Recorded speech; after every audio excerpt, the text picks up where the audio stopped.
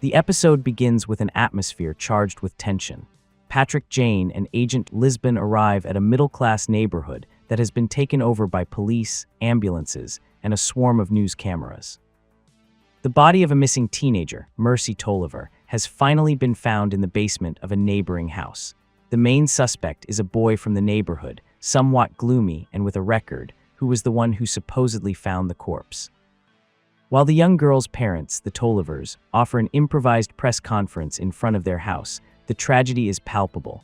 Mr. Tolliver speaks into the microphones with a mixture of pain and indignation, while Mrs. Tolliver remains by his side in absolute silence, staring into space with a visibly reluctant attitude, as if she did not want to be there.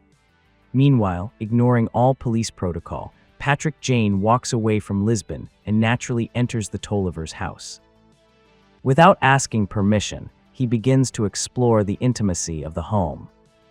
He walks through the kitchen, looks at the family photographs, and with a disconcerting calm, decides to make himself at home.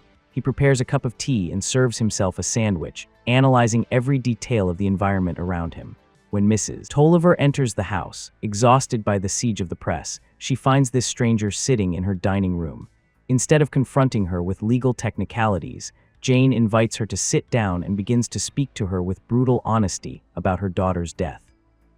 With his characteristic style of observation, Patrick guides her through an uncomfortable conversation. He asks her directly what she thinks happened, and with an almost cruel subtlety, throws out the forbidden question, whether she believes her own husband could be the culprit. Broken by Jane's insight, confesses a memory that torments her. She recalls how, during the last year, her husband and her daughter behaved in a strange and tense manner when they were near each other. With tears in her eyes, she expresses her deep regret for not having listened or understood when her daughter tried, on several occasions, to explain what was happening. At that moment, Mr. Tolliver enters the room. Jane, without standing up and with the sandwich still half finished, confronts him directly. "I'm with the police. Did you kill your daughter?" The reaction is immediate. The man appears startled and bursts into defensive anger, threatening to make Jane's life miserable for such an accusation. Patrick, unperturbed, observes his body language and coldly comments that an innocent man, faced with such an insult, would simply have punched him in the face instead of making legal threats. Upon seeing her husband's reaction, Mrs. Tolliver finally puts the pieces together in her mind. The realization that the monster was sleeping in her own bed consumes her. In a state of total agitation, she stands up, takes a gun from a nearby drawer, and before anyone can react, shoots her husband several times in the chest. Teresa, Lisbon, and the rest of the officers rush in after hearing the gunshots, only to find a nightmarish scene. The husband dead on the floor, the wife in shock with the gun in her hand, and Patrick Jane, who simply raises his hands with a slight smile and says, "Honestly, it's not as bad as it looks." 2 weeks after that incident, the CBI, California Bureau of Investigation, arrives in Palm Springs to take on a new case. Lisbon, Rigsby, Cho, and the new addition, Grace Van Pelt, who is trying to quickly adapt to the group's pace, face a double homicide scene that bears all the marks of a serial killer, Red John. Patrick Jane suddenly appears at the scene. Even though he is still suspended due to the chaos he caused in the Tolliver case, he has no intention of staying out. He tries to persuade Lisbon to let him work, arguing with unusual intensity that Red John belongs to him. Faced with Teresa's refusal, Jane decides to ignore her authority and contacts the CBI superiors directly, managing to have his suspension lifted. With a mixture of arrogance and vulnerability, he promises Lisbon that this time he will redeem himself. The victims are Allison Randolph, wife of a golf professional, and Dr. Gregory Tannen, a physician and family friend. The scene is macabre. The doctor was murdered with a golf club, while Allison was found in her bed, drained of blood after a precise cut, following Red John's ritual. On the wall, painted with the victim's blood, stands out the famous smiling face, the killer's signature. However, after just one glance, Jane breaks the tension with a blunt statement. This is not Red John. He explains that the smiling face is on the wrong wall. According to his deep and painful knowledge of the killer, Red John always places his signature in a spot where it is the first thing you see when you enter the room, as an immediate visual impact. Patrick assures them that they do not need his help to catch an imitator and walks away. After reviewing old files, Lisbon and her team discover that Jane is right. The pattern does not match. Swallowing her pride, Teresa calls Patrick to ask him to return, but he, who had actually never left the building, walks into the office a second later, taking advantage of the moment to formally introduce himself to a confused Van Pelt. The investigation splits up. Cho and Rigsby interview the victim's husband, Price Randolph, and his brother, Tag, who have an alibi. They were playing golf over the weekend. On the other hand, Jane and Lisbon visit Dr. Tannen's office to speak with his partner, Dr. Linus Wagner. Jane, always looking for what is not obvious, asks whether Tannen kept a personal diary, something Wagner denies. Before leaving, in an apparently random move, Jane asks Wagner to prescribe him sleeping pills. When the doctor refuses, claiming that he needs a formal appointment, Jane dismisses it with an enigmatic smile. That night, during a team dinner, Grace questions Patrick about his past as a fake psychic.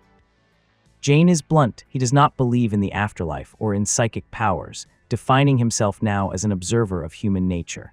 The conversation becomes uncomfortable when Jane, to demonstrate his abilities, embarrasses Rigsby by revealing in front of everyone that he has romantic intentions toward Grace. Later, in the solitude of his hotel room, Jane finds a note that has been slipped under his door. The message is chilling. "Greetings, old friend. It has been a while. I hope you are well. I am happy and thriving. I have 12 wives now and will soon court number 13. Why can't you catch me? You must feel so powerless, stupid, and sad. Anyway, my best wishes. Red John." Although the message is disturbing, Jane remains calm. He knows that Red John is too intelligent to risk being captured just for such a direct taunt. He concludes that the note is another forgery by the imitator. Despite Lisbon ordering him to rest, Jane stays up all night, focused and writing frantically in a journal. The next morning, the exhaustion is evident on Jane's face. Lisbon, noticing that he has not slept, decides to play along and gets him the appointment he wanted so badly with Dr. Wagner. Meanwhile, the forensic lab confirms Patrick's suspicions. The Red John note contained traces of Allison's blood and a hair belonging to Tag, the widower's brother. When questioned, Tag confesses that he was having a secret affair with his sister-in-law, which gives the team a clear motive. The husband, Price, could have killed them out of revenge. Everything seems to indicate that the case is closed, but Jane knows that the truth is more complex. Patrick attends his appointment with Dr. Wagner. During the session, the narrative takes us back 5 years through a heartbreaking flashback. We see a very different Jane, a television celebrity in an elegant suit with impeccable hair, who made a living as a fake psychic. In an interview, Jane boasted about helping the police capture Red John, mocking the killer on national television by describing him as a small, ugly, and tormented man, a lonely and sad soul. Upon returning home that night, Jane found a note taped to his bedroom door. The message read, "Dear Mr. Jane, I do not like being slandered in the media, especially by a dirty and greedy fraud. If you were a real psychic, you would not need to open the door to see what I have done to your lovely wife and daughter." When he opened the door, the first thing he saw was the smiling face in blood on the wall, and beneath it, the bodies of his family. That was the moment the psychic died and the consultant seeking justice was born. Back in the present, Jane shares none of this with Wagner. Instead, he invents a series of fictional stories about his life. The doctor, detecting the falsehood, asks him why he lies when it is obvious that he carries real pain. Jane, recovering his mask, simply replies, "The truth is mine." Before leaving, Jane casts his final bait. He mentions Tannen's diary again, assuring him that someone confirmed its existence and that the police would search the office the next day.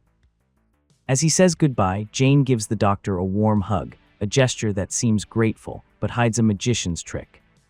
Shortly after, Dr. Wagner, consumed by paranoia, heads to his office in the middle of the night to get rid of the evidence. As he searches desperately, Jane appears in the doorway. Calmly, Patrick pulls a diary from beneath a shelf. Wagner, cornered, draws a gun and points it at him. Jane reveals the truth. He himself wrote that diary the night before to lure him. Wagner killed his partner Tannen because he was going to report him for financial fraud, and he murdered Allison only to make the crime look like the work of a serial killer and thus divert attention. Jane deceives the doctor into believing that he removed the bullets from the gun through a sleight-of-hand trick during that hug. Wagner hesitates for a second, which gives Jane the necessary time to distract him and get to safety just as Rigsby and the team burst in to arrest the doctor. The next day, the atmosphere in the office is bittersweet. The team is upset with Jane for keeping them in the dark and for allowing the victim's family to be harshly questioned while he already knew who the culprit was. However, Jane manages to break the ice with Lisbon by giving her a small paper frog made with origami. When she touches it, the frog jumps, drawing an involuntary smile from the agent. The episode ends with Patrick returning home at dusk. It is the same mansion from the flashback, but now it is empty, without furniture or paintings, turned into a shell of memories. Jane walks upstairs to the room where the tragedy occurred. On the bare wall, the smiling face drawn by Red John still remains there, like an indelible stain. Patrick, still dressed, lies down on a simple mattress on the floor, just beneath his enemy's mark, closing his eyes to face one more night of insomnia and obsession. And that brings us to the end of the summary of the pilot of The Mentalist, a fundamental episode that not only introduces us to Patrick Jane's abilities, but also marks the beginning of his obsessive hunt against Red John, an enemy who always seems to be one step ahead. If you liked the video, do not forget to leave your like and subscribe so you do not miss the upcoming stories. If you want to continue discovering how Jane uses his mind to solve the most complex cases, on the channel you will find the complete playlist with all the episodes in order.